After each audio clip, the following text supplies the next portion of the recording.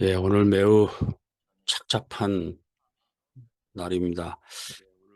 예, 우리 생각을 쭉 정리를 하는, 뭐 제가 막 달려가고 쫓아가는 것이 아니라 함께 생각을 해보는 그런 시간이 되었으면 좋겠습니다.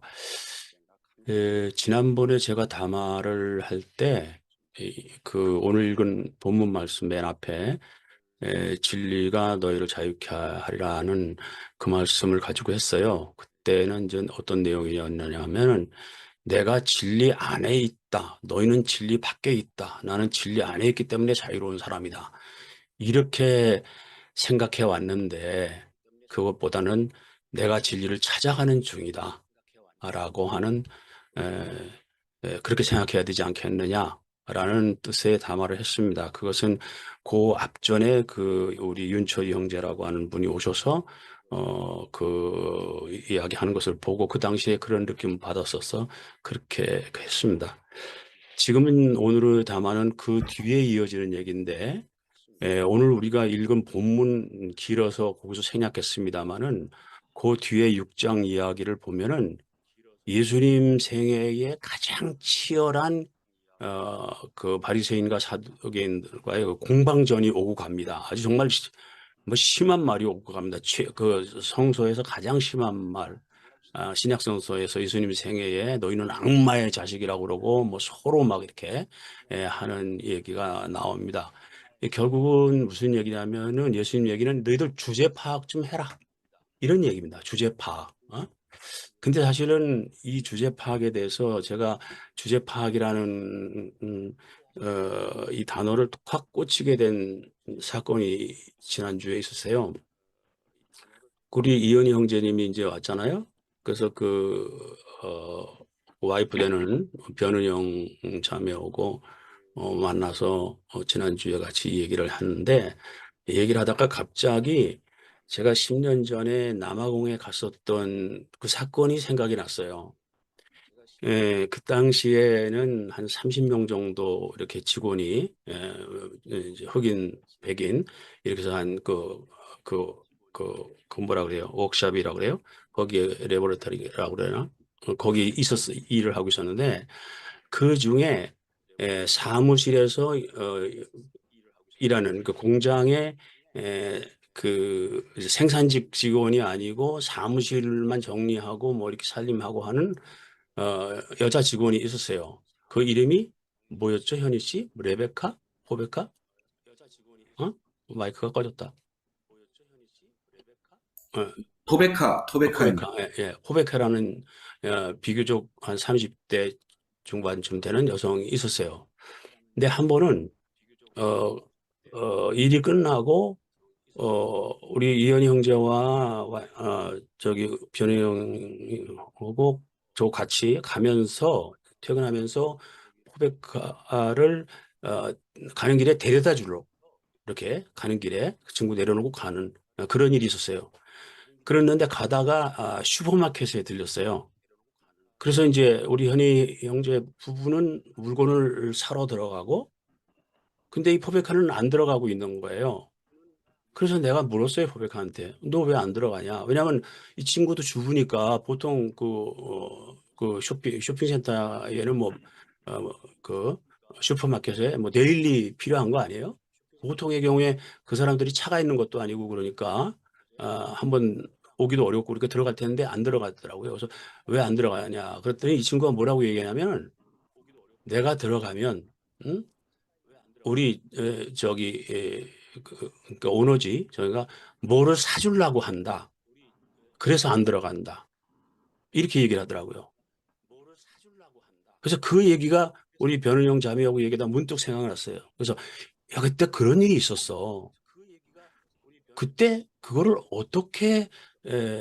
생각을 그걸 어떻게 생각해야 될까라고 이제 다시 이렇게 유추를 해봤어요. 그랬더니 그 사람의 속이 깊어서 이 우리 저 이현희 형제 보고 항상 뭐를 뭐 사주려고 하고 하니까 그것을 겸양으로 뭐 속이 깊어서 그런 걸 피하고 싶어서라고 하는 생각이 있을 수도 있지만 또 한편으로는 거기에서의 그 흑인들과 이 백인이나 그때 백인이나 우리 뭐 한국 사람도 비슷하게 취급한다고 그래요. 그리고 더구나 직장의 오너 아니에요. 그 관계의 그 관계성에서 어떤 몸의 배인, 겸손 내지는 몸의 배인 어떤 그런 거, 그 사람 개인적으로 속이 깊은 거 꼭 그런 게 아니고 어떤 그런 이런 표현은 굉장히 죄송합니다. 근데 뭐 적절하게 다른 표현이 없어서 사용하는 거니까 이해해 주시기 바랍니다. 뭐 상하 관계, 주종 관계 그런 게서 솔직히 말해서 알아서 기는, 응? 알아서 피하는 이런 거는 혹시 있었던 것이 아닐까라는 생각을 우리가 같이 했습니다. 그러니까 쉽게 말해서 자신의 주제를 그 순간 파악하고 쫓아가지 않고 가만히 있었던 것이 아닐까라는 생각을 했어요. 제 생각이 틀릴 수도 있고 다른 해석이 있을 수도 있습니다. 그리고 그 당시에 그 미묘한 상황을 제가 충분히 여러분에게 전달 못해서 여러분이 공감을 못할 수도 있습니다. 그러나 분명한 것은 그 순간 그 호베카가 자신의 주제를 정확하게 파악하고 있었다라는 느낌을 가져요. 나중에 이현희 형제가 시간 되면 좀 얘기하면 좋겠는데 주제 파악이라고 하는 것은 어디에서 오는 거냐면 관계에서 옵니다. 관계성 속에서 주제 파악을 하는 거죠. 자기 홀로 나 홀로 하는 게 아니라 우리 사람들 사이에서도 그렇잖아요. 어떤 사람들이 만났고 모였고 했는데 저 사람이 좀 주제에 벗어난다. 자기 주제를 벗어났다. 그런 느낌 받을 때가 있잖아요. 또 어떤 사람은 저 사람은 자기 주제를 잘 파악하고 있고 적절하게 처신한다. 그런 거 아주 미묘하잖아요. 이거는 관계성 속에서 파악이 되는 거죠. 그 예수가 바리새인들에게 너희들의 주제를 파악해라 라는 이야기를 쭉 그 요한복음 6장에서 하고 있습니다. 이 주제 파악이라는 거는 언제 어디서든지 굉장히 중요한데 잘 쉽지 않아요. 근데 우리 신앙은 전체적으로 뭐냐면 하나님 앞에서 우리 인간의 주제 파악을 하는 거라고 생각합니다. 하나님 앞에서 내가 어떤 존재인가. 근데 여기서 굉장히 저 개인적으로서는 경계해야 될 부분이 있다고 생각해요. 그러면 기독교가 말하는 소위 대성론이라는 겁니다. 어? 우리가 다 잘 알고 믿고 있는 대성론이라는 거. 이게 굉장히 인간의 주제 파악을 하는데 도움이 되기도 하지만 굉장한 장애가 되기도 한다고 저는 생각을 해요. 뭐 이미 뭐 많은 철학자들이 얘기했고 했지만 예수가 우리를 위해서 피 흘려 십자가에 못 박혀 돌아가셨어. 우리는 구원받았다라고 하는 이 교리, 이 대성론이 우리 기독교 전체에 아주 도미네이트된 독과점된 해석 아니에요? 근데 사실 신학 안에서는 그것만이 아니죠. 여러 가지 해석이 있습니다. 그런데 이제 어거스틴 이후에 쭉 그게 이제 우리 기독교 안에서 주류를 이룬 해석이 됐는데 그래서 결국은 나는 아무것도 할 게 없어. 믿기만 하면 돼. 이런 논리. 그래서 그 대성론이 주는 함정이 있습니다. 기독교 이거 앞으로 토론 과정에서 좀 이야기해보도록 하지요. 그러니까 하나님 앞에서 내가 나 자신의 존재를 확인하고 하나님 내가 이런 존재입니다 하고 겸손하게 자기 자신을 발견하고 하는 것은 거기까지는 참 좋은데 그것이 예수가 십자가에 못 박혀 죽어서 나를 위해서 죽어서 내 죄가 용서받았고 요런 기계론적인 나는 아무것도 할 거 없고 그냥 믿기만 하면 되고 하는 이 이기적인 상황의 그 믿음으로 가서 많은 문제가 생기고 있습니다. 그래서 우리는 주제 파악이라고 하는 것은 인간들끼리의 주제 파악도 중요하고 또 신앙이라고 하는 것은 하나님 앞에서의 에, 나의 주제 파악이다. 저는 그렇게 생각이 되어집니다. 그래서 자세한 것은 우리 이제 토론하면서 이야기하도록 하지요. 예, 이상입니다. 예, 오늘 어, 주제 파악이라는 제목으로 담아해 주셨습니다. 잠시 예, 음악을 들으시면서 마음을 좀 정돈하시고 바로 토론 시간으로 들어가도록 하겠습니다.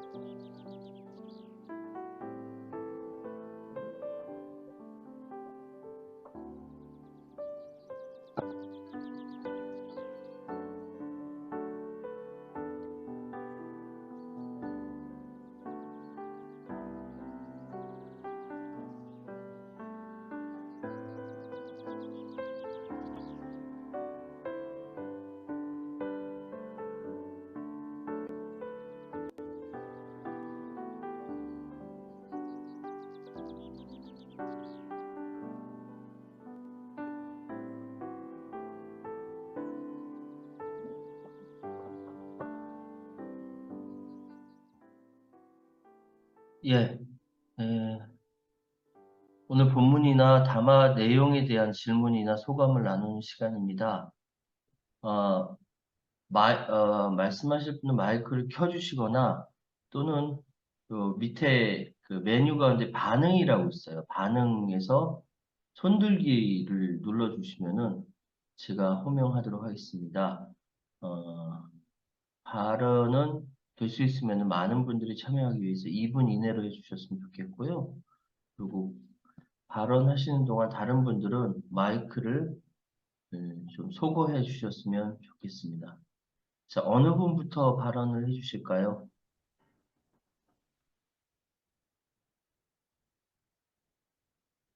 오늘 주제가 사실은 뭐 제목은 간단하게 주제 파악이지만 결국 간단한 주제가 아니라서 조금 당황스럽긴 합니다.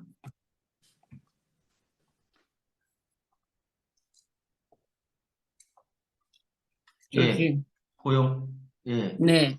예, 아, 제가, 고영님, 네. 예, 제가 말씀해 저기, 주시죠. 요번 주에 느낀 거를 말씀드리는데 여기 좀 관련이 있는 것 같아서요. 사람과의 관계에서 제가 이제 이게 요새는 이제 이게 이웃 사촌이라 그래갖고 가까이 사는 사람들하고 이제 친하게 지내려고 그러는데 제가 두 명한테 그걸 똑같은 걸 갖다 느꼈기 때문에 이 사람들하고 만나느니 혼자서 그냥 놀러 다니는 게 낫겠다는 그런 생각이 들어서 왜냐하면은 아까 주제 파악이라 그랬는데 본인을 과대평가하는 사람이 있어요. 자기보다 자기가 굉장히 잘났다고 생각해. 그렇게 잘나지 않았는데. 그러니까 그게 교만이 자기를 과대평가 하나님이 왜 교만한 사람 갖다 싫어하나 보니까 사람도 사람 관계에서 같이 만날 때 저 사람이 자기 자신을 과대평가하는 걸 갖다가 굉장히 그게 보기가 싫더라고요. 그래서 아우 저 사람이랑 같이 있는데 피곤해.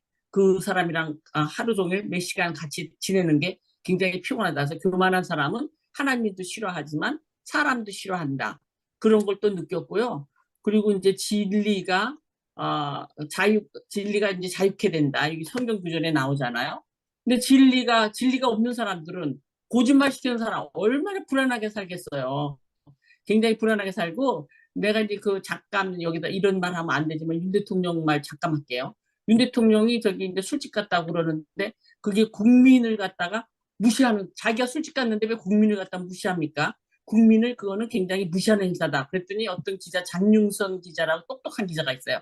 그 기자가 하는 소리가 그거는 국민을 무시하는 게 아니라 국민은 네 대통령이 술집에 갔나 안 갔나 진실을 알고 싶다. 술집에 진짜 그 김앤장에 그 30명을 데리고 갔느냐? 진실을 알고 싶은 거지. 그게 무시한 거랑 너무 관련이 없는 그렇게 굉장히 좀 우스운 바보 같은 소리를 하신다. 그렇게 질문하는 거 받고 아까 깔깔대고 내가 많이 웃었습니다.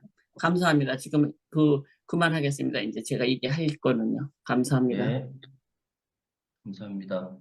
딱 2분 맞춰주셨어요. 다른 분, 아까 이현희 형제님 말씀하실 것 같은데, 아까 마이크 켜주셨죠? 꺼지셨습니까? 예, 예, 말씀해 주시죠. 들리십니까? 예, 들립니다. 들리세요? 예, 예.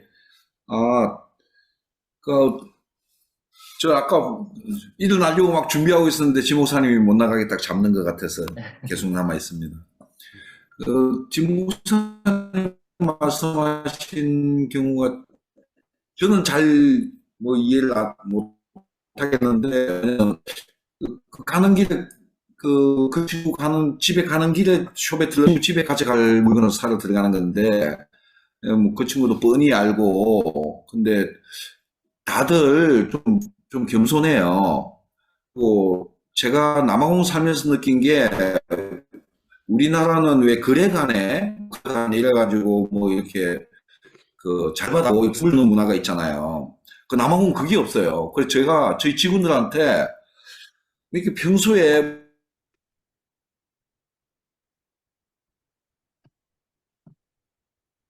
끊어주셨습니다. 아, 한국인데 인터넷이야. 남아공에 계신 것보다 인터넷 상황이 더 안 좋네요. 예. 그, 아마 볼일 보고 빨리 나가라는 말씀인 것 같아요. 이현희 형제님, 그 이제 오늘 일반 못 하신 말씀은 예, 다음 주에 해주세요. 이제 예, 다음 주에 이런 해주세요. 얘기일 것 같아요. 일반적으로 굉장히 겸손해요, 흑인들이. 예. 제가 처음에 놀란 게 공항에서 딱 내렸는데, 내려서 이제 저를 영점을 나왔잖아요. 근데 젊은, 이제 저 흑인 운전사가 왔어요. 그래서 아이고, 이 사람 우리 운전사라고 이렇게 우리 은영 씨가 소개를 하는데, 그 친구가 나한테 꼭 한국 사람 하듯이 두 손으로 이렇게 악수를 하더라고. 어휴, 그래서 왜 그런가 그랬더니 대부분 흑인들의 자세가 그렇더라고요. 예. 그걸 이현현 위원님 무리해서 말씀하실 필요 없고요. 남아공보다 인터넷 상황이 안 좋습니다. 아니요, 뭐 들리세요? 근데 아까 끊어졌어요. 지금 말씀해 주실 수 있으세요? 예, 저희 집이 좀 그러네. 들리세요? 예, 예, 지금 안 들립니다. 들리시는 분 아직 안 들리세요? 예, 잘 들려요. 예, 예.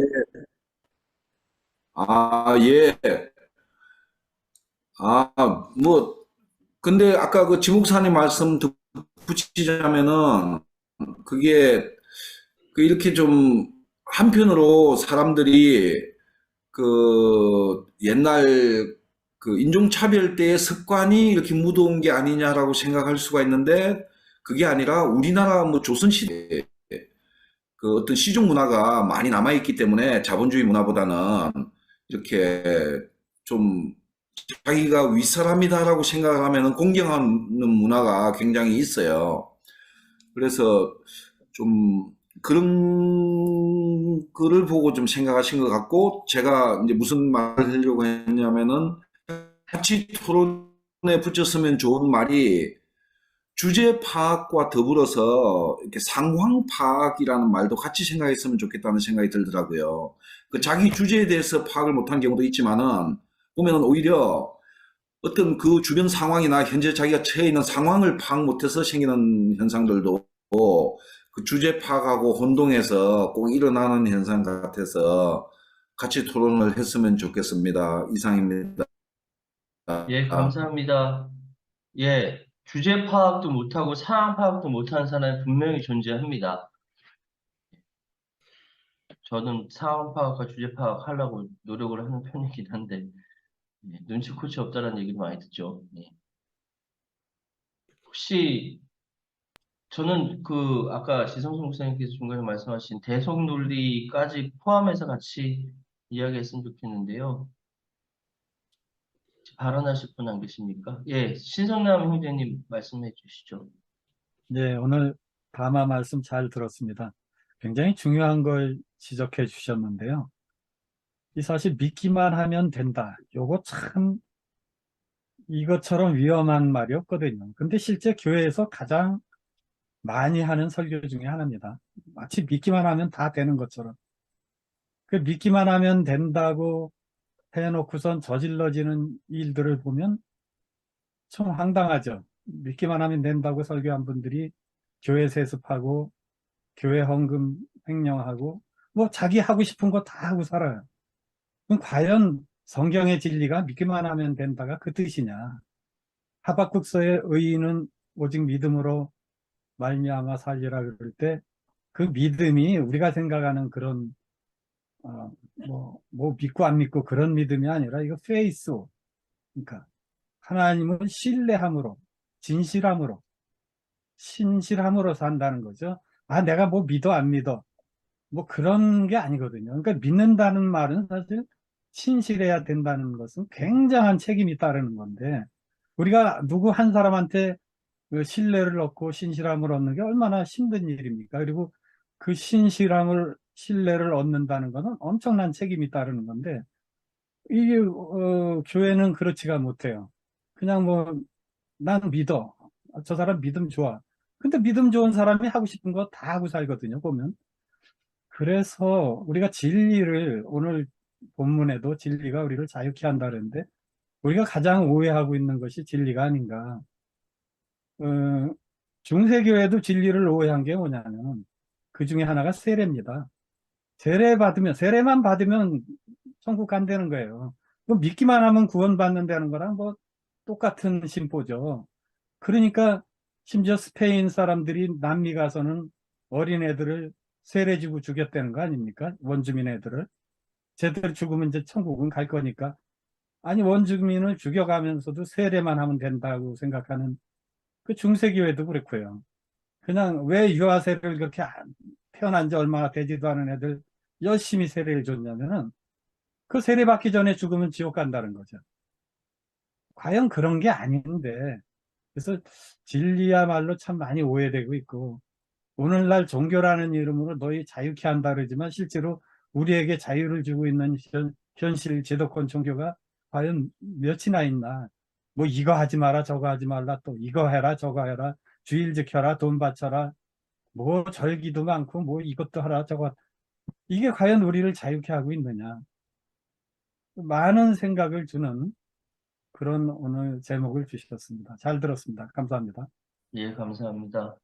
우리 이동규 형제님 말씀해 주시죠.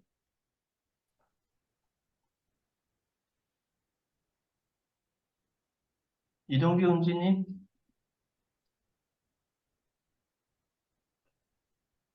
이동규 형제님?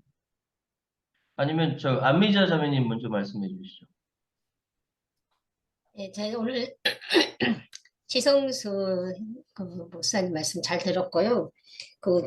오늘 그 주제 파악 또 저기 뭐 상황 파악 이제 이 이야기를 듣다 보니까 저 오래전에 한 10년도 넘었던 것 같아요. 그때 교회에서 있었던 이야기인데 그 교회가 조금 어려웠어요. 이렇게 성도가 적다 보니까 어려웠는데 한 번은 그 집사님이 이제 교회를 좀 잘 섬기는 집사님, 여자 집사님이 그 남자가 그 목사님이 이제 옷이 별로 없다 보니까 한번 좀 옷을 한번 사드리려고 그 상설 할인 매장을 이제 같이 모시고 갔어요. 그래서 그 집사님도 형편이 그렇게 뭐 좋은 쪽이 아니다 보니까 양복 한 벌을 사드리려고 갔는데 목사님이 그때 뭐 상황 파악이라고 해야 되나요?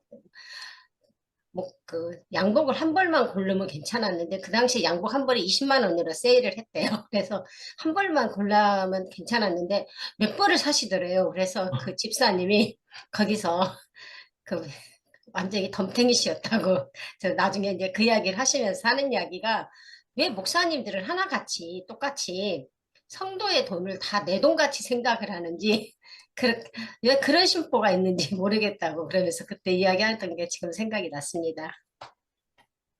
예, 진짜 주제 파악도 안 되고 상황 파악도 안 되는 사람이었네요. 혹시 주제 파악과 상황 파악에 대해서 예, 임원 형제님 말씀해 주십시오. 예.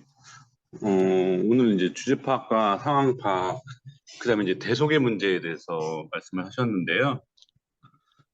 저는 대속의 그 교리가 이제는 또 많이 오늘날 대속은 무엇인가에 대해서 우리가 심도 있게 좀 고민을 해봐야 되지 않을까라는 생각이 들었어요. 과거 이제 누군가를 희생을 시키면서 우리가 죄사함을 받고 그 연장선상에서 예수의 죽음으로 인해서 우리가 구원을 받았다고 이렇게 얘기하지만 요즘 같은 시대에 특히 자본주의가 발달하고 문명이 발전한 이 시대에는 결국 자본주의와 문명의 수혜를 누리는 사람들이 우리가 그걸 누리기 위해서 많은 것들을 착취하고 있다라는 거를 그런 감수성을 가져야 되지 않을까라는 생각이 들었습니다. 그러니까 우리가 누리고 있는 이 현실, 그 안락함, 편안함, 편의 이런 것들이 당연한 것이 아니라 제로섬 게임처럼 우리가 이것을 누림으로 인해서 그 반대급부에서는 엄청난 억압과 착취, 그 다음에 피 흘림 이런 것들이 존재하기 때문에 이걸 정말 우리가 구원으로 받아들여야 될지 아니면 우리가 이런 구조적으로 죄와 악의 동조자이면서 이런 것들의 수혜를 누리는 가해자인지 저는 이런 신앙적 감수성이 정말 필요하다고 생각하고 더 이상 우리가 대속의 논리를 활용하면서 우리의 이 안락한 현실, 이 삶을 정당화해서는 안 된다는 그런 생각이 들었습니다. 참 이게 참 어려운 문제인데, 예, 제가 그래서 뭐 우리의 이 자본주의 현실을 다 부정하고 어, 가난하고 그다음에 세상과 동떨어진 이 현실과 무관한 삶을 살자고 말씀은 못 드리겠는데, 저는 이 부분에 대해서 우리가 심각하게 고민하고 또 행동하고 그런 부분들이 좀 필요하지 않을까라는 생각이 좀 들었습니다. 예, 이상입니다. 예, 예, 제가 감사합니다. 대속론에 대해서 조금 얘기를 좀 더 드렸으면 좋겠네요. 그 이제 십자가 보혈, 이 논리는 그 바울이 유목문화권에서 설명하는 논리예요. 그 사람들 유대인들의 유목문화권에서 양 잡아서 피 흘려서 바치고, 그런데 우리 공자님 영향권 아래 살아온 우리 조선 사람들에게는 그 정서로 받아들이기 어려운 거였어요, 처음부터. 우리는 예전부터 그 양반이 죄를 짓거나 그러면 쌍놈이 대신 가서 매를 맞아주고, 이런 대신 받는다는 것은 굉장히 치욕적인 것이었어요, 우리 문화 속에는. 그러니까 전혀 안 맞는 논리를 그대로 이제 직수입돼서 이제 우리 소위 말하는 기독교 시장에서 독점적 해석이 된 거죠. 그래서 이제 니체가 기독교를 노예의 종교라고 하는 원인이 이제 그래서 그렇게 나오는 거죠. 그래서 그러면서 니체가 그 노예의 종교라고 하면서 그 근원을 바울로 지적했어요. 니체에 의하면 예수는 복음, 즉 너희는 구원을 받았다는 좋은 뉴스를 가지고 왔는데, 바울은 그 복음 앞에 뭘 첨가했다는 거예요. 그래서 화를 부르는 나쁜 뉴스를 만들었다는 거예요. 그러니까 이게 예수의 삶을 주목하지 않고 예수의 죽음만 주목하게 만들었다는 거예요. 예? 포커스를 죽음에 뒀다는 거예요. 누가 죽였냐. 요즘 마침 검찰이 뭐 문제를 만들어 가듯이 예수의 가르침이 중요한데, 그게 아니고 예수의 죽음이라고 하는 이 공포스러운 그것만 이렇게 포커스를 맞춰서 대성론으로 만들어갔다. 이게 이제 니치의 해석이죠. 그래서 이제 그것도 우리가 물론 이제 대성론에 의해서 저도 거기에 은혜 받고 처음 신앙 생활 시작했고, 수많은 인류의 수많은 사람들이 그 대성론에 의해서 얼마나 많은 은혜를 받고 영향을 받고 했습니까? 그러나 이제 거기서 머무르지 않고 더 나아가서 예수의 삶에 관심을 갖는, 집중하는 그런 방향으로 가는 게 좋지 않겠느냐라고 하는 거죠. 예, 알겠습니다. 예, 박정희 형제님 말씀해 주세요. 네, 감사합니다. 오늘 말씀 잘 들었습니다.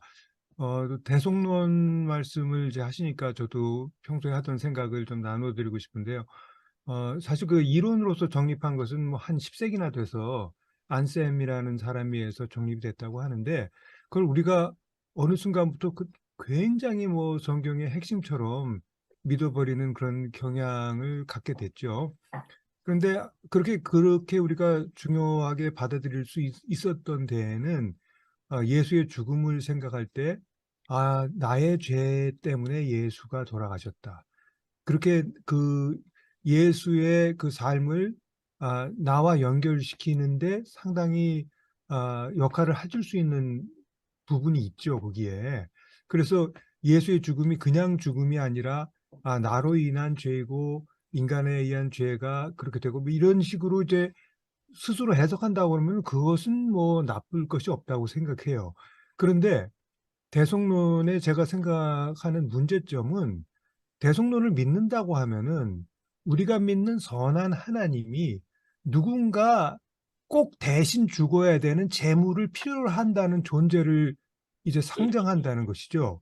그래서 그렇게 생각한다는 것 자체가, 이게 정말 크리스찬적인가? 우리가 예수의 죽음을 우리의 삶과 나의 죄와 연결시키는 것은 바람직할 수 있지만, 하나의 이론으로 철석같이 믿어서 하나님의 성격을 그런 식으로 이제 규정한다는 데에는 모순이 있지 않는가, 그런 생각을 해봤습니다. 네, 감사합니다.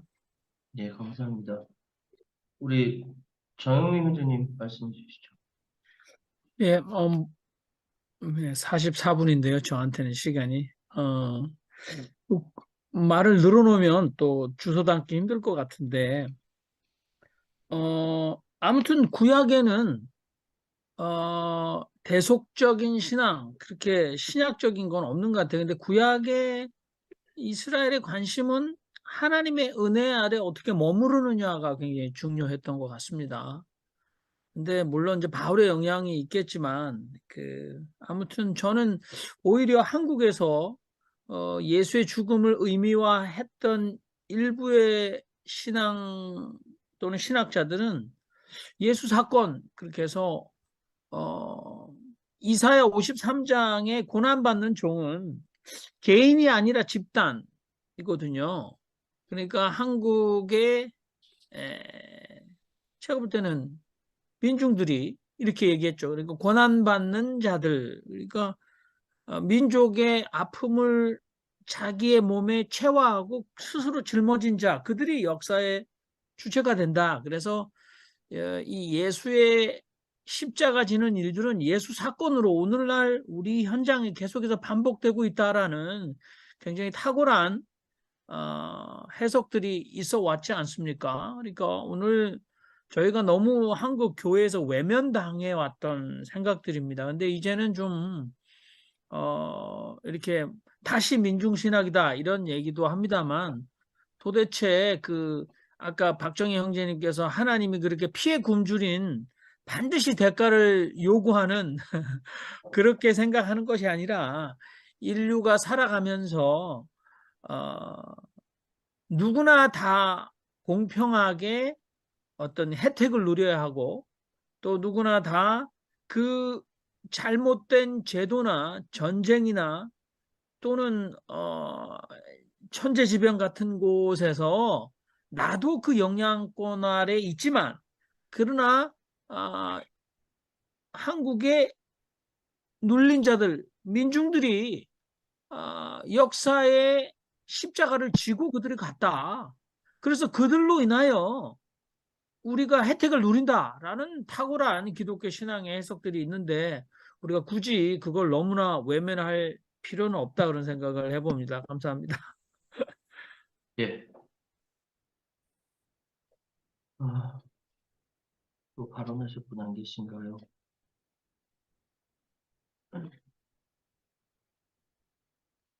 안 계시면 제 생각 잠깐 말씀드리도록 하겠습니다. 제가 좀 말씀드려도 될까요? 어느 분이시죠? 곽영관입니다. 예, 광영 선생님. 예, 먼저 네 가지 상황을 먼저 말씀을 드리겠습니다. 첫 번째는 저는 참 죄가 많은 사람입니다. 예, 살아오면서 굉장히 많은 죄를 지었고요. 그다음에 두 번째는 제가 이제 대기업에 근무하다가 중소기업으로 이동을 했었는데, 거기 사장님은 굉장히 독실한 기독교 신자입니다. 근데 저녁에는 항상 거의 룸사롱에 가서 영업을 해요. 지금은 이제 다르지만 그 당시는 룸사롱에서 영업을 하는 게 당연한 것처럼 돼 있었습니다. 그럼 제가 좀 걱정스럽게, 아니 그렇게 해도 괜찮겠느냐, 뭐 당연히 이제 뇌물 주고받고 했을 테고요. 근데 이 사람 이야기는 또 다음날 이번 주일에 교회 가서 기도하면은 다 용서가 된다는 거예요. 네. 그다음에 세 번째는 비슷한 이야기지만, 영화의 밀양이라는 데서 내가 용서하지 않았는데 누가 그 목사를 용서를 하느냐고 외치는 그 장면. 그다음에 네 번째로 길거리에서 예수천국, 불신지옥, 이것도 역시 똑같은 그런 대속의 원리 때문에 나온 이야기이지 않겠습니까? 그러니까 이게 제가 봤을 때는 뭐 죄를 없애기 위한 작용이 아니라 역작용을 해서 죄를 지어도 된다. 크리스찬은 죄를 지어도 항상 용서받을 수 있다. 라는 잘못된 인식을 심어줄 수 있지 않을까. 그런 현실적인 생각이 들었습니다. 네, 이상입니다. 예, 감사합니다. 또 다른 어떻게 분. 나쁜 것만 예를 들어요. 좀 좋은 거를 좀 예를 좀 들어봅시다. 그 목사님. 예. 좋은 예를 들어주실 분 계십니까? 근데, 예, 김계민 신부님, 음소거가 안 됐어요. 예, 켜주시고 발언해 주세요.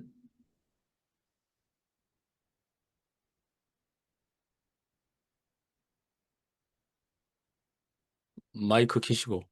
네, 끊어졌는데요. 끊어지셨나요?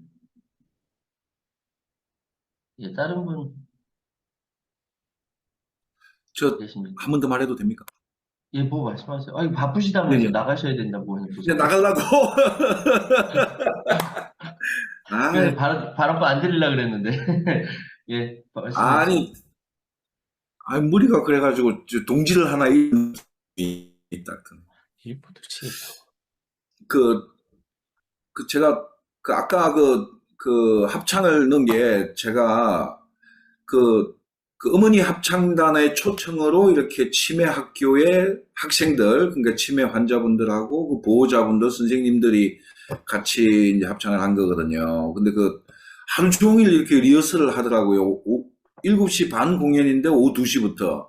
그분들이 이렇게 치매 환자분들 모시고 또 이제 가족분들이 중에는 뭐 혼자 사는 아들, 혼자 사는 딸, 또 뭐 부부 간에 또 뭐 딸, 아버지 뭐 다양하게 이렇게 그중에서 조금 상태가 좀 상당히 좋은 분들이 나와서 이제 하시는 건데 제가 그분들 뵈니까 그, 야, 좀 전에 계속 뭐 예수의 죽음 이제 말씀하셨지만은 그 희생이라는 게 얼마나 숭고해 보이는지 그 각 개인들의 희생이 아마 그 희생의 가장 극적인 형태로서 이제 예수의 죽음이 강조된 부분이 있지는 않을까 그런 생각은 들더라고요. 저는 어쨌든 그 개인분들, 그 치매 환자분들 주변에 선생님들이나 가족분들 제가 숭고하다 또 경외롭다 뭐 이런 생각이 들더라고요. 그래서 제 그 감동이 전달이 되지는 않았지만 같이 이렇게 한번 뭐 공유하고 싶다 그런 생각을 했습니다. 이상입니다. 한국에 오실 때마다 어머니 모시고 다니는 이현희 선생님의 그 행동 자체에 숭고하다고 느낍니다. 예, 감사합니다. 우리 김경희 신부님 아까 말씀하시다가 끊어졌거든요. 소리가 안 되니까 소리 켜주시고 그럼 발언해 주세요. 소리. 신부님 소리가 안 들려요. 소리가. 지금 음소거가 돼 있습니다. 음소거 해제를 하신다며 하세요. 안 되는 모양이네. 안 되는 모양이 안 안 돼. 들려. 예. 최재우 선생님 좀 발언해 주시죠. 예, 자꾸 다들 왜 뭐 겸손 거기에 초점을 맞춰갖고 말씀들을 하시는데 그러다 보니까 분위기도 무거워지고 그렇지만은 저는 이제 그렇게 생각합니다. 역사라고 하는 것은 주제 파악을 안 하는 사람들 또 못하는 사람들이 만들어가는 것이 아닌가 그렇게 생각을 합니다.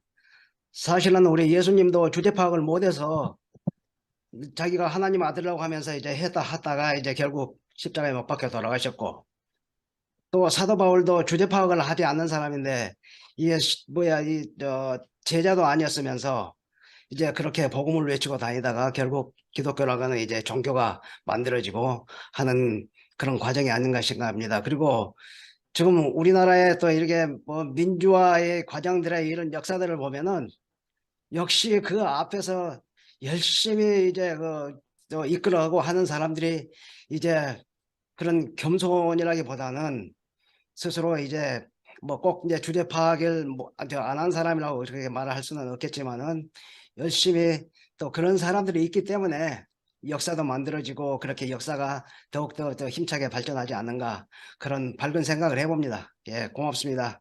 예, 감사합니다. 우리 김경희 신부님 말씀해 주시죠. 그럼 돼요? 예, 또 말씀하시죠. 안 돼요? 예, 준 들립니다. 예. 이 기계에 치다 보니까 이걸 만지면은 꼭 안 되더라고요. 제가 저기 아주 몇십 년 전에 본 그 얘기인데, 이게 무교회 쪽에서 나온 그 인터를 한번 봤는데, 그때 보니까 그 동경대 총장이 이제 그들이 기독교인들이 아마 신앙을 보냈겠죠. 근데 이분이 이제 이 대속론이 자기는 도저히 받아들이지 않아가지고 그런 말도 안 되는 얘기가 있나 이렇게 생각했는데 한 번은 이렇게 길을 걸어가는데 그 장애 아들이 정바가죠, 정바가.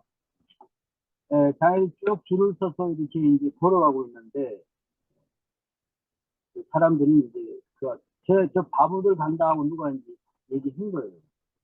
그러니까 그 중에 한 아이가 누가 바보냐고 돌아보면서 물었는데 그때 굉장한 신체험을 한 거예요. 이 동경대 총장이.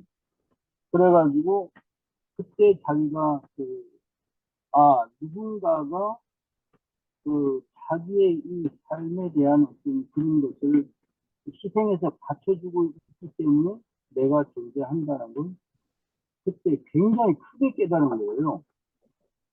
그래서 이분이 이제 반전주의자가 되고 신앙을 실제로 실천하는 그런 삶을 살게 됐다는 게 신앙 고백인데 이 대속론에 대해서 저도 이거 말도 안 되는 얘기가 왜 2000년 전에 죽은 예수가 왜 나하고 무슨 상관이 있냐 이렇게 생각하는데 아마 그런 깨달음이 막 확대라 그럴까요?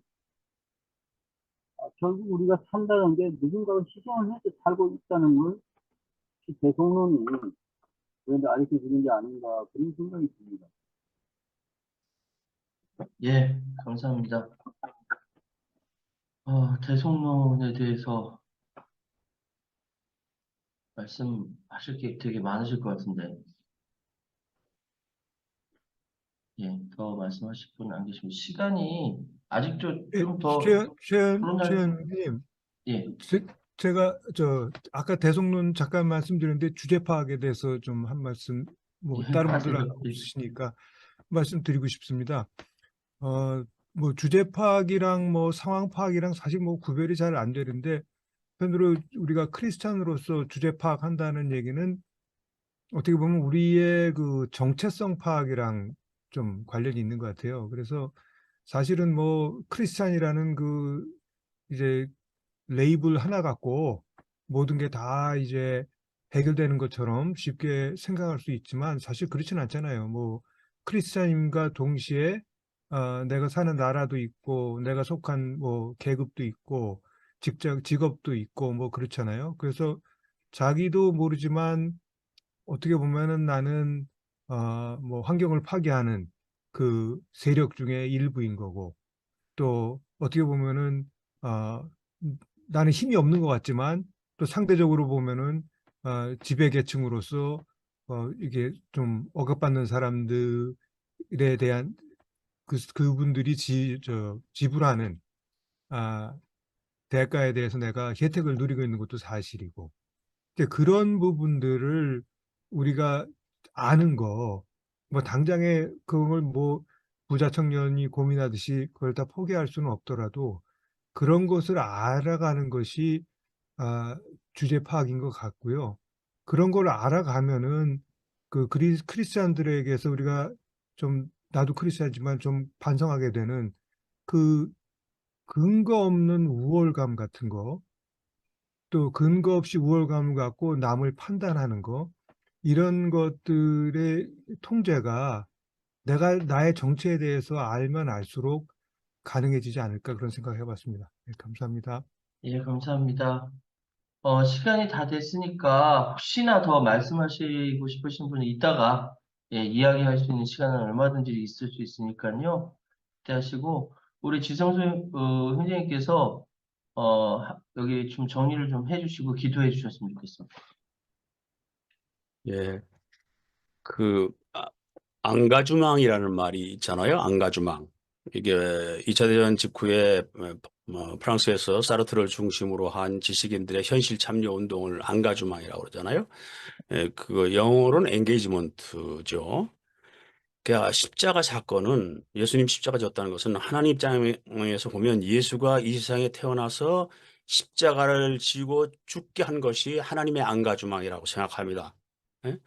그래서 그것을 본받아서 십자가를 믿는 것이 아니고 십자가를 지려는 삶이 바로 우리의 앙가주망 우리의 삶이다.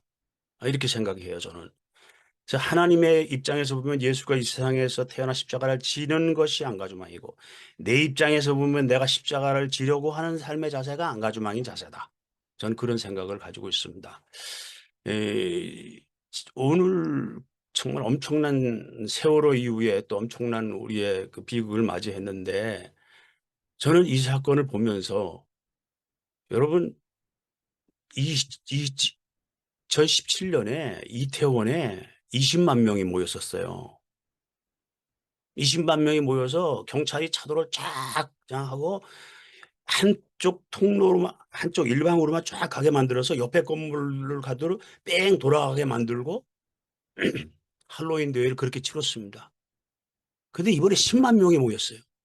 근데 경찰이 200명 투입이 되는데 200명 투입도 거리 질서 유지가 아니라 마약 단속을 위해서 투입됐다고 그래요. 투입됐는지 모르죠. 마약 단속을 해서 200명을 투입하려고 계획이 됐다고 그래요. 자, 이게 지금 오늘 역사 속에서 우리의 현실을 정말 상황 파악하게 만들고 주제 파악을 하게 만드는 겁니다. 이 정권의 주제 파악을 하게 만들고 우리의 상황 판단을 하게 만드는 거죠. 그리고 우리는 시시각각으로 신앙이라는 것은 저는 자전거, 달리는 자전거와 같다고 생각합니다. 절대로 서서는 안 돼 있을 것, 계속 달려야 되는 것이라고 생각해요. 그런데 예수 십자가의 보혈에 피 흘려서 거기서 서서 있게 만드는, 그것만 믿고 평생 가게 만드는, 이게 아주 굉장히 큰 리스크라고 생각하죠. 우리 아들람은 거기서 구원받아 나온 분들이니까 다 감사하게 생각하고요. 기도하죠. 하나님, 어찌 해야 좋겠습니까? 어떻게 해야 좋을까요? 하나님, 이 어려운 때를 맞이해서 저희들에게 용기를 주시고 결단할 수 있는 힘을 주시고 십자가를 지는 안가주망에, 하나님의 안가주망에 참여할 수 있는 저희들에게 힘을 주시옵소서. 예수님의 이름으로 기도하옵나이다.